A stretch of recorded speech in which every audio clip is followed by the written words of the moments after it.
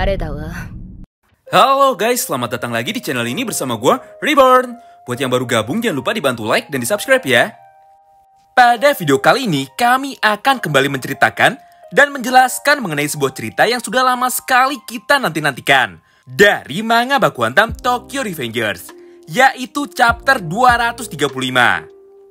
Banyak sekali kejadian serta momen fenomenal yang muncul pada chapter terbaru ini. Selain itu, pada chapter ini jugalah akhirnya kita bisa melihat penampilan serta kondisi terbaru dari semua karakter penting yang selama ini sudah kita rindukan. Oh iya, sebelum masuk ke pembahasan utama, Oji-san mau sampaikan dulu ya, jika manga Tokyo Revengers akan kembali libur pada minggu depan. Dan untuk chapter 236, baru akan terbit pada tanggal 4 Januari tahun 2022. Nah, oleh karena itu, tanpa berlama-lama lagi, buat kalian yang tertarik dan ingin tahu mengenai review dan juga penjelasan dari semua cerita yang ada pada chapter terbaru manga Tokyo Revengers ini, kalian bisa simak terus ya video ini sampai habis. Tokyo Revengers chapter 235 berjudul Just Be Yourself, atau jika ditranslate ke bahasa Indonesia berarti Jadilah Dirimu Sendiri. Judul tersebut sebenarnya sudah cukup menggambarkan mengenai inti dari cerita yang muncul pada chapter terbaru ini. Dari sudut pandang Hanagaki Takemichi. Chapter 235 dibuka dengan kelanjutan cerita singkat mengenai kondisi pasca perang antara tiga geng besar terkuat di Tokyo selesai. Setelah 1 minggu berlalu, atau tepatnya pada tanggal 15 Juli tahun 2008, kita pun kembali diperlihatkan mengenai kondisi terbaru dari Hanagaki Takemichi yang akhirnya mulai membaik. Di momen ini pun nampak semua teman-teman dari geng Mizo High Squad seperti Akun, Yamagishi, Takuya, serta Makoto yang datang untuk menjenguk Takemichi. Mereka terlihat sedang bersenang-senang dan terus mencoba menghibur Takemichi supaya tidak terus-menerus murung serta bersedih atas semua kejadian buruk yang tanpa henti terus datang menimpanya berkali-kali.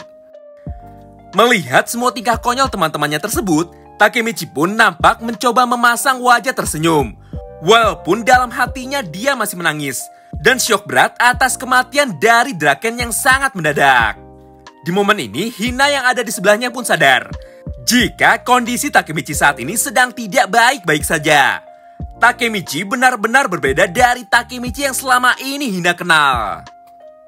Scene pun berpindah. Setelah beberapa saat berlalu, akhirnya kini kita kembali diperlihatkan mengenai kedatangan atau kemunculan kembali dari beberapa karakter penting yang ada pada manga baku hantam ini.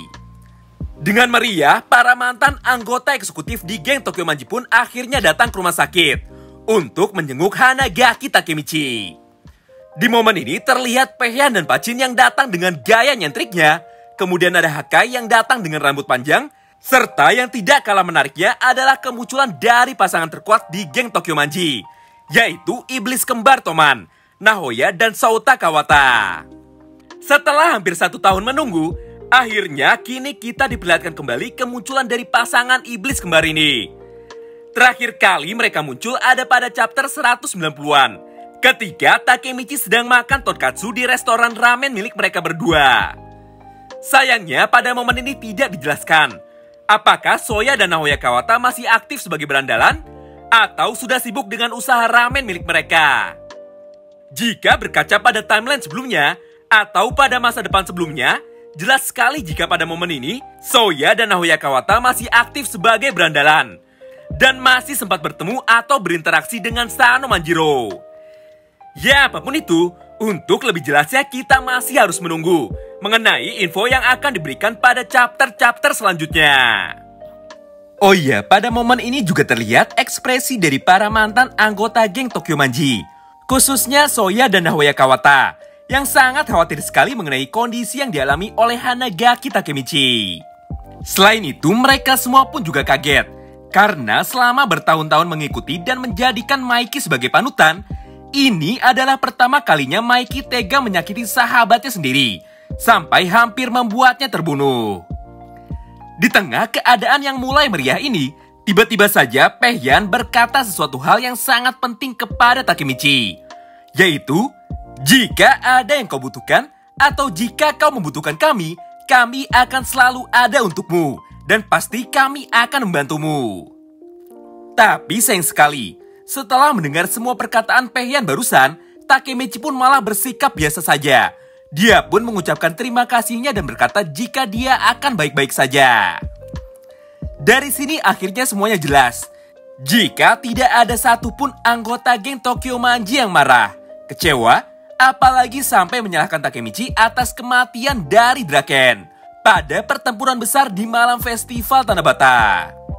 Dan dari sini juga akhirnya kita tahu, jika mereka semua bersedia secara sukarela untuk membantu Takemichi jika dibutuhkan oleh Takemichi. Walaupun di momen ini Takemichi sempat berkata dalam hatinya bahwa dia tidak akan pernah lagi melibatkan semua teman-temannya, termasuk para mantan anggota geng Tokyo Manji. Mulai sekarang dia sendirilah yang menentukan apa yang akan dia lakukan ke depannya. Dan dia sendiri jugalah yang akan menyelamatkan Maiki serta menyelesaikan semua konflik yang terjadi pada manga Baku Hantam ini. Pada akhir chapter, Hina pun juga ikut mengucapkan terima kasih kepada semua teman-temannya yang bersedia datang untuk menjenguk dan menghibur Hanagaki Takemichi. Di momen ini Hina pun juga berusaha untuk terus mengajak bicara Takemichi. Namun sayang sekali, dari semua pertanyaan serta ucapan yang keluar dari mulut Hina, tidak ada satupun yang ditanggapi dengan benar oleh Takemichi. Satu-satunya yang bisa dilakukan Takemichi adalah memasang senyum di wajahnya sambil berkata jika dirinya sedang baik-baik saja. Padahal bukan itu yang sedang dibicarakan oleh Hina serta teman-temannya yang lain. Dari awal Hina sudah tahu jika ada yang sedang tidak beres dengan Takemichi. Bahkan setelah kedatangan semua teman-temannya, sikap Takemichi ini pun belum berubah. Oleh karena itu, tanpa menunggu lama dan tanpa banyak basa-basi lagi, Hina pun akhirnya dengan cepat langsung memeluk tubuh Takemichi. Hina kemudian berkata kepada Takemichi, "It's not good to lie when you are not okay." Atau tidak bagus untuk berpura-pura baik, padahal kau tahu jika dirimu sedang tidak baik-baik saja. Dalam pelukannya Hina pun bilang, jika Takemichi boleh atau bisa menangis sesuka hatinya, dan menumpahkan serta mengeluarkan semua hal yang selama ini dia pendam seorang diri. Melihat respon mendadak dari Hina yang langsung memeluknya dan mendengar semua perkataan Hina barusan, tiba-tiba saja tubuh Takemichi pun perlahan-lahan mulai gemetar. Air matanya sudah tidak sanggup lagi terbendung. Dan akhirnya Takemichi pun meluapkan semua rasa sakitnya kepada Hina dan menangis dengan kencang di pelukan Hina. Tidak hanya sampai di situ. Di momen ini Hina pun memeluk Takemichi semakin erat dan kembali berkata kepada Takemichi, "Takemichi, jika keadaan sedang sulit, kau harus menangis dan meluapkan semuanya." Wow, luar biasa banget ya. Tidak peduli apapun yang terjadi, Hina lah orang yang selalu menjadi support system dari seorang Hanagaki Takemichi. Bahkan di momen terendahnya seperti ini, Hina pun selalu hadir untuk terus mendukung dan menolong Takemichi. Ini bukanlah pertama kalinya dia melakukan ini kepada Takemichi. Bahkan setelah Arc Valhalla, Hina juga sudah sering menjadi orang yang paling peduli, serta terus menyayangi Takemichi sepenuh hatinya. Walaupun Hina tahu, jika Takemichi kali ini sudah membuat pilihan yang salah, dan membuat masa depan yang seharusnya sudah berakhir bahagia malah menjadi kembali hancur berantakan. Padahal di masa depan, hanya kurang waktu 3 hari lagi saja.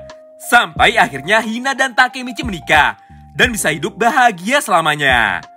Tapi meskipun begitu, Hina sama sekali tidak pernah menyalahkan Takemichi atas semua keputusan yang telah dia buat. Tentu saja hal ini malah membuat kita semua khawatir. Jika Takemichi terus egois seperti ini dan nekat berjuang sendirian lagi, bisa-bisa malah Hina lah yang akhirnya malah kembali mati permanen. Seperti apa yang sudah pernah terjadi pada semua timeline sebelumnya. Ada satu hal penting terakhir. Pada manga Tokyo Revengers chapter 235 ini, ternyata sang naga kembar Toman yang tersisa yaitu Mitsuya Takashi dan juga wakil presiden Black Dragons yaitu Inui Seisu sama sekali tidak diperlihatkan dan tidak muncul ke rumah sakit untuk menjenguk Hanagaki Takemichi. Entah kemana perginya mereka berdua saat ini.